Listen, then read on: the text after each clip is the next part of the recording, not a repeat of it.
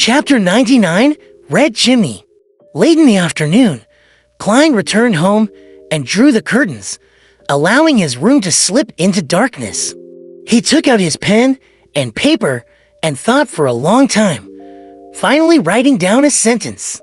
The kidnapping of Elliot was due to extraordinary elements. As a seer, Klein had tried to divine if those coincidences were a consequence of unnatural developments, but the results showed otherwise. This time, he was influenced by Isaac to look into these events again. He also drew lessons from the suited clown. He seriously designed an appropriate divination statement, eliminating any descriptions that might be vague or cause confusion. Yes, I should break down the 3 coincidences and divine them. Separately, Klein nodded in thought as he slowly removed the topaz from his wrist. He held the spirit pendulum with his left hand and allowed it to hang close over the divination statement on the paper. He collected himself and entered a state of cogitation. With his eyes closed, Klein started chanting repeatedly, "The kidnapping of Elliot was due to extraordinary elements." As he recited the statement over and over again, Klein opened his eyes and looked at the pendulum, only to see the topaz turning counterclockwise slowly. "It's still a negative," Klein muttered to himself. He designed several other divination statements, but the results persisted. There was nothing strange about that incident. He then separately divined the event of Ray Bieber's stay in Tinian and Selena's magic mirror divination incident, but the answers for both events were normal. Was I, a real seer, frightened by the charlatan Mr. Isaac? Besides, Captain and the others didn't feel that anything was off. Klein laughed and shook his head, but he remained cautious. He planned on using the dream divination technique to get a final confirmation. After some thought, he changed the divination statement to fit the change in method, the true reason for Elliot's kidnapping. As he scribbled with the fountain pen, Klein paused and pondered over his words. After reading it over and over again, he tore the slip of paper and walked toward his bed. He relaxed and laid down. With the divination statement in hand, Klein quickly fell asleep with the help of cogitation. He found himself in a contorted, broken world. Regaining his senses, he began swimming through the blur. Gradually, he saw the few kidnappers. He saw them lose their final chip at a gambling table, saw them obtain guns from underground sources, and saw them survey the area. They even rented the apartment across Ray Bieber's apartment as their hideout. These didn't form a continuous scene. Instead, they were presented in the form of flashing pictures. Klein couldn't find anything that was abnormal. Furthermore, it had also aligned with the statements given by the kidnappers. After exiting the dream, Klein separately divined the other 2 incidents, but had the same result. Their developments followed logic. The coincidences were really coincidences. I was indeed overthinking things. Mr. Isaac is merely a divination enthusiast. Klein stabilized his pendulum and shook his head with a bitter smile. He was about to draw the curtains and allow sunlight into the room when he froze. From the original Klein's impression of Mr. Isaac, he is a dependable and trustworthy person. He had never once said anything baseless. Even if he was always quarreling with Mentor, it was limited to academic topics. And each of them had their reasons. If he was truly a mere divination enthusiast, he wouldn't have interacted with me like that. And the memories of original Klein has nothing about him liking divination, of course. This could be due to the loss of a corresponding memories. Klein frowned and couldn't ease his worries. He needed a way to confirm this. He suspected that Mr. Isaac had unwittingly come across some insider information and was trying to remind him by using divination as an excuse. How should I confirm this? Klein paced back and forth across the darkroom, trying to recall the other divination techniques he knew.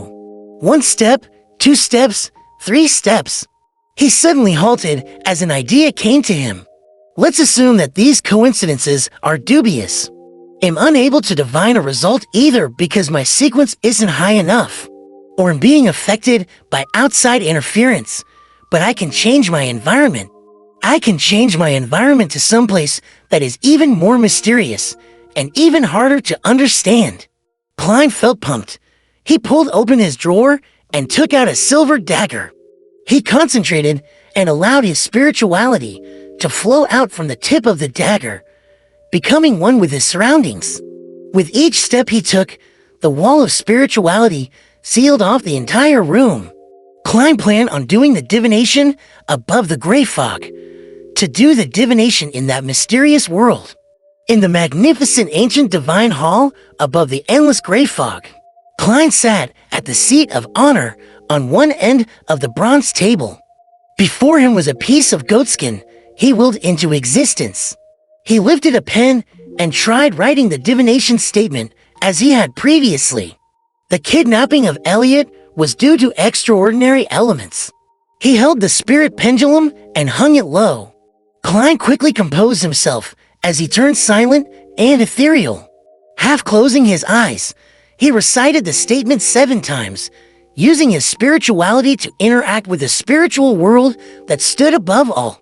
Feeling the tug of the silver chain, Klein opened his eyes to look at the pendulum. The sight made him freeze immediately. The pendulum was spinning clockwise. This meant that there was an extraordinary element behind Elliot's kidnapping. This was completely different from the result he had gotten in the outside world. There were no traces of any interference. Such power or means is terrifying. What's the motive of the person behind this?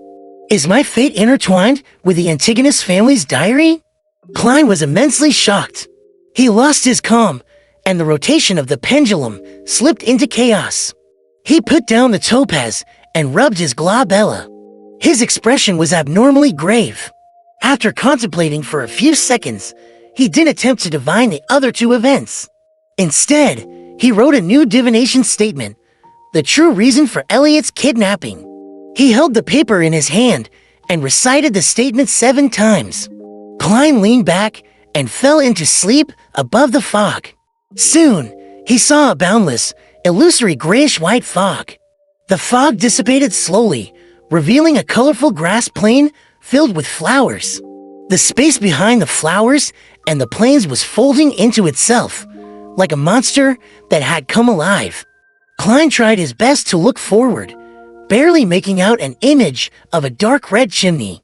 At this point, the scene before him shattered, putting an end to his dream. Klein abruptly straightened his back in the majestic divine hall. His heart was beating wildly, without reason.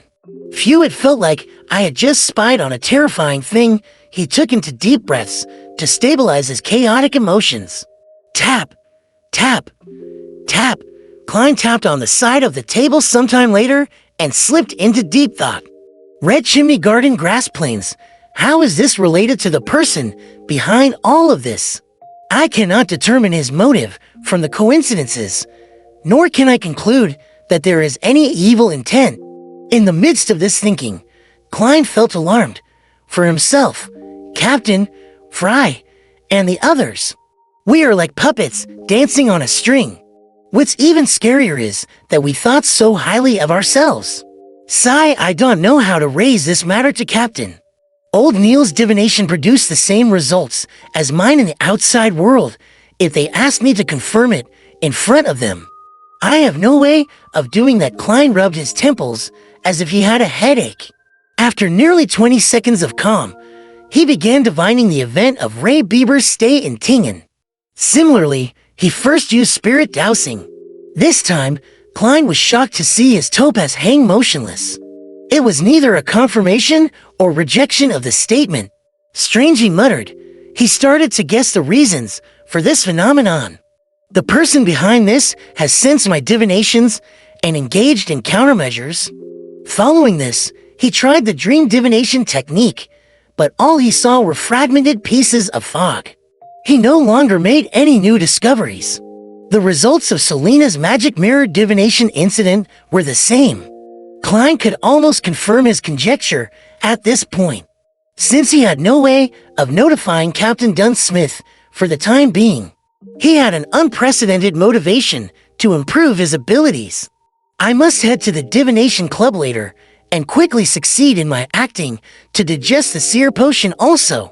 I have to confirm whether the clown potion is indeed the subsequent sequence of seer, as well as gather clues about it. In addition, I have to interact more with Mr.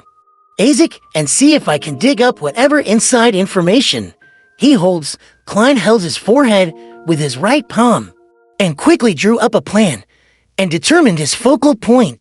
After some thought, a goatskin appeared in front of him again. He picked up his pen and wrote, "The corresponding sequence 8 of sequence 9 seer is clown."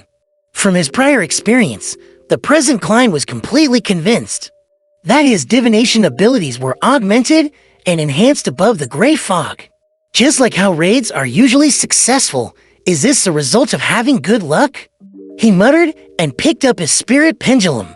Sometime later, Klein received a definitive answer.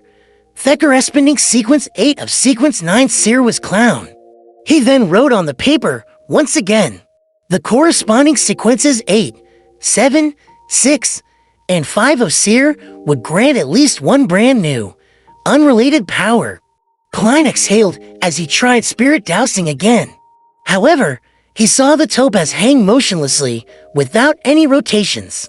There isn't enough information to complete the divination and receive a revelation, he muttered to himself while seemingly deep in thought. Then, he set down the silver chain and began considering the required statement for a dream divination. Nearly 20 seconds later, he picked up his fountain pen and wrote seriously clues to the clown potion.